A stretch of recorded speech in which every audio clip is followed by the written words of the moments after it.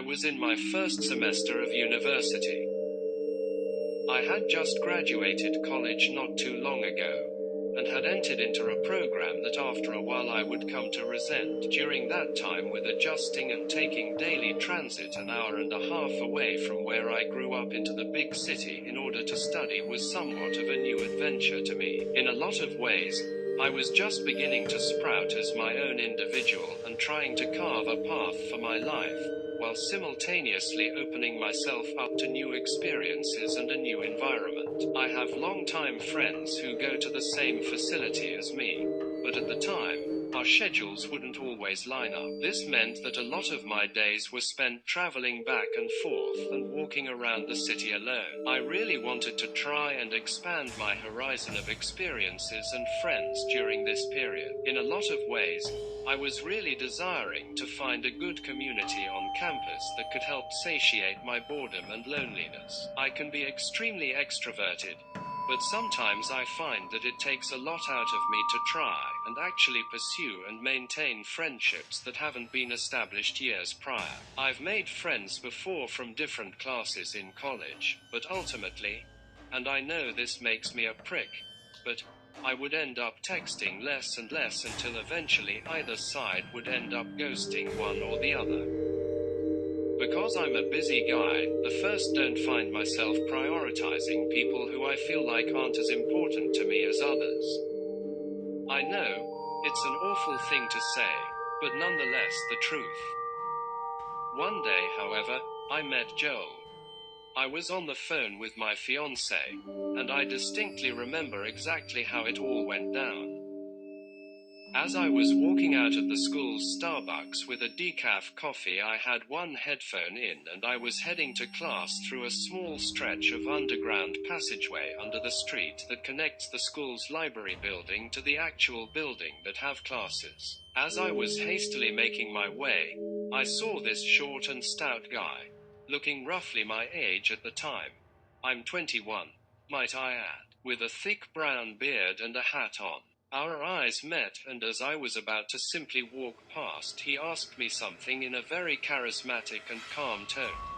"Hey, sorry to bother you. You look like a pretty busy guy, but I was wondering, do you mind doing a survey about religion? It's for one of my classes." "Sure," I replied cordially. He then introduced himself as Joel, and after we went through a small survey pertaining to religious affiliations and perspectives on religions, Joel informed me that a small group of students like himself were planning on getting together as a group and discussing various religions in order to gather new insights and to create a community. Of course, with the prospect of finding some new friends on campus and also exploring my own spiritual perspectives, I gave him my phone number after he asked for it, and he said that he would contact me in the next following days. Upon entering our first meeting, I sat down in a very crowded place with seats at our school facility and was greeted by Joel, alongside a bunch of other members. They introduced themselves to me and vice versa, and they were all extremely kind to me. We began our small group meeting, and I was a bit shocked to find out that the sole topic that we were to discuss was Christianity. I wasn't aware that we were only going to be discussing Christianity, which was against what he had proposed this group to constitute upon our meeting in the tunnel. That being said, I was still curious enough to continue, and I was accompanied by 3 other young guys of my age, who after a bit of talking with I found out we had a lot of similar interests. Joel, who now presented himself as a leader of our study group, relayed how we would be analyzing Christianity through a multi-step program designed to unveil the holy power associated with the religion to us. Since I was curious, and wanted to learn more about the religion as well as having made some newfound friends, I continued to attend this study group for the rest of the semester, in which there were a few circumstances where I questioned Joel's interpretations and was met with hard resistance. It felt like at times my wavering belief in what Joel was saying would be met with straight dismissal as opposed to actual conversation. I continued to brush that off as the group that I was working with got closer. The school's club, which I was now a part of, provided me with exactly what I had wanted. We even went to a church-run event together where I quit vaping, and many individuals reported mystical experiences. Things only started to get concerning with Joel during our one-on-one conversations.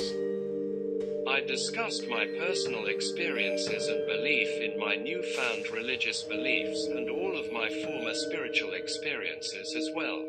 And Joel exposed to me a story and a few incidents that at the time I certainly should have taken as red flags. For example, when he was younger he had gone on a retreat, where when he was in prayer he said that he began to hear the voice of God talk to him. I questioned at first if he was referring to the voice of God as more so a metaphor, but he had reassured me that he literally heard God speak to him before. When he told me this, I became a bit unnerved. At the helm of this community was Joel, but in all other senses, I was satisfied with who I was with and what we were doing together. Though I am not entirely dismissive of strange occurrences, especially pertaining to spirituality, his experience talking with God in his head came off as uncomfortable for me. He also said that the way that he would pray would involve a direct conversation and reply with God. Out of discomfort, I wouldn't prod him on what he meant by this. This, of course, was just the beginning. After the summer had ended, I had found myself in the most religiously devoted state I had ever been in. Throughout the summer, I had a treacherous injury which made me housebound for months and to call upon God in a lot of ways for strength. With my newfound devotion, I was elated to fall back into the community that I had nurtured and grown with throughout the last semester, relating to something that I found deep joy in. At the first lesson of the semester, something was very different. Joel, as before, was at the helm of our study session, but was now perpetually interrupted by people coming to greet him and give him praise. It was so bad that we literally essentially sat and watched for 20 minutes before we can get on with our lesson, as more than 10 people, mostly young men of our age, came to greet this man. As aforementioned, when not unnerving, he was extremely charming and gave the impression that he cared deeply for everyone. Once our lesson began, he introduced us to the second phase of the program. He explained that this was one of the toughest programs of the different levels that there were, as it required even more devotion and, more importantly, an emphasis on sacrifice for those who engaged. He showed us a diagram of a small stick person, and he showed that in this program we would have to accept Jesus as the center of our life. He explained that by making our lives surround Jesus entirely, that we would not be losing something but be gaining. He also began to go over the notion that sex before marriage is a sin, and that if we were to continue with this program, we would have to make the sacrifice of giving up sex in our relationships and prove that we weren't. He said that many guys weren't able to continue because of it. I talked about this afterwards with one of the members of this group, who, not unlike me, had been in a serious relationship with someone they loved for years.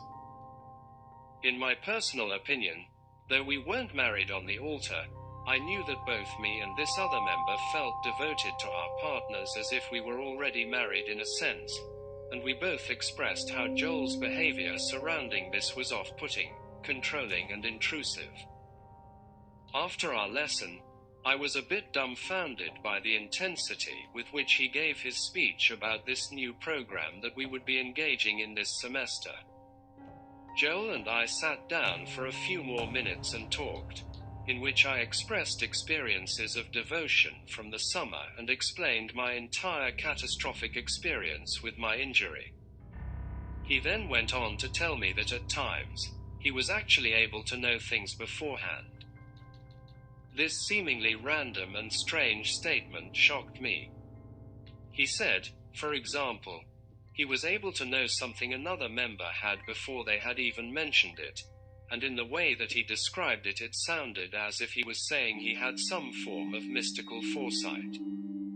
I was a bit jarred, to say the least, though I felt like it would be impolite to question any further. Joel then went on to tell me that he believed that I, if I successfully completed this program, was primed to become a teacher for the first program I had done the semester prior, leading others who would join, and that I had a bright future in the organization. In that moment, with what he had laid down on us in the lesson, I felt overwhelmed by his expectations of me. It also became evident that Joel was not a student at our facility. In fact, he was in his mid-30s and had kids. He was actually just a part of an organization that recruits people to become Christians and missionaries that works on our campus. This means that he actually lied to me when I had first met him. He wasn't a student. There was no group talking about various religions, and his whole purpose was to convert me to make me join the organization he was a part of. At this point, school began to pick up a lot, and I was also working part-time to help support myself. As I was on the train to head back home the next week, I had forgotten that my second lesson of the program that semester was supposed to happen, so I texted Joel saying, "Hey man, I actually got onto the train and forgot about our lesson. Sorry about that, dude, I'm not going to be able to make it, I also have work later." To which he replied, "Can you get off the train? Try and get here as soon as possible." I was a bit dumbfounded at this question. Since I live an hour and a half away, it wasn't as easy as getting off of the train and heading back the opposite direction, and he knew that. He knew the area I live in is remote and a long distance away. I also told him that I had work, which he had plainly disregarded. "No man, unfortunately I can't come. Have a good lesson," I replied, to which he said again, "Come on man, just get off the train and come back." At this point I was annoyed. Not only did I feel like he was commanding me, but that he was also blatantly disregarding the fact that I said no and that I had work that day. I didn't answer him.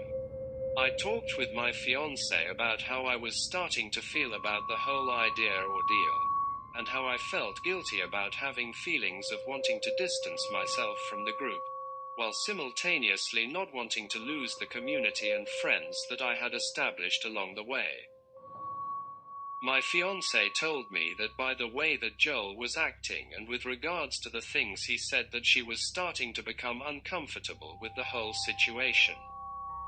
I remember sitting in bed thinking about leaving the group and how the prospect made me feel physically ill. After all, I had been given everything I wanted in a community. Except at the helm was a seemingly increasingly controlling and persuasive being who was making me and possibly other members more miserable. There was an event the following Friday that was going to be at the church, which was organized by the community. Originally, since many of my friends from this group were going, I intended to go. But alas, I was scheduled by my boss to work that day, so there was no way that I was going to be able to attend. I knew that Joel would be insistent upon me coming anyways, so when Joel texted me reminding me that the event was Friday, I told him that I wasn't able to go because I had work. To this, he replied and simply said, "What? Bro, no way, you've gotta come. Take work off and find somebody to take your shift. God wants you there." I was expected. He dismissed my decision and also said that I had to be there because God wanted me there, as if he was his mouthpiece. I went on to text him again and inform him, "No, sorry man, I cannot do that. I just got a promotion and I have to be there.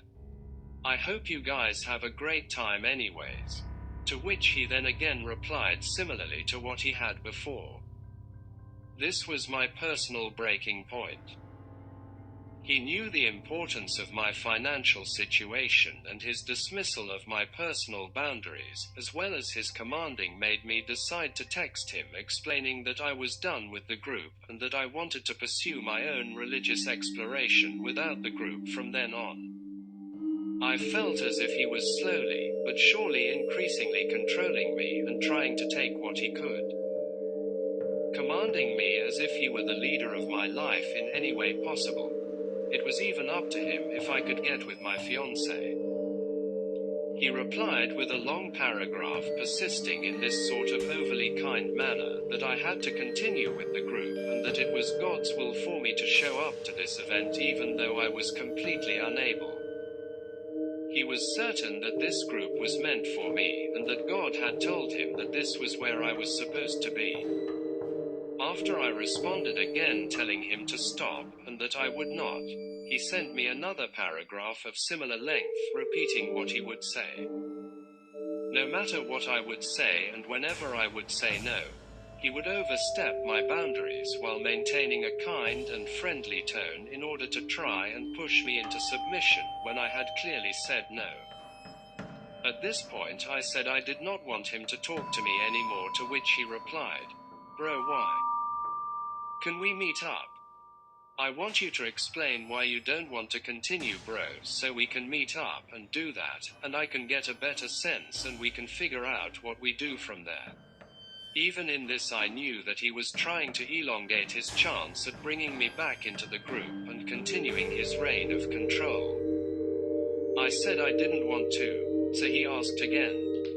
I decided at that moment that I needed to block him, so I did. A semester later, I was walking down the street of my school, and as I walked by a pizza parlor, lo and behold, who came out? Joel walked over to me with one of his friends and said that I was one of his friends to his buddy. I uncomfortably stood there and his friend went inside for a moment, while Joel turned around to look at me and asked with his disarming gentleness, "Did you block me?" I replied, "Yes." He then said, "You should unblock me, that way we can meet up and talk, because I really want to know why you left the group." To which I evidently was frustrated, said, "Okay," and went on my way. That night he texted me on my Instagram insisting we meet up again, and I blocked him there too. In short, I'm thankful for my fiancée, who is the love of my life. Without her, I'm not sure I would have been strong enough to have left the group and his control. The fact of the matter is that there were other guys in that group who had absolutely nobody. They had nothing, and they were prime targets for a charismatic and controlling freak. There were members of that group who were in higher levels, so to speak, who had done all the programs, who seemed as if they were emaciated. But they had become such restricted fundamentalists that their lives and their openness to new experiences were significantly thwarted. Beware of who you let into your life, and just because somebody is nice to you does not mean that they might not have ulterior motives. Also, learn to stand your ground and respect yourself. If you say no, mean it. So Joel, you controlling cult leader, let's not meet again.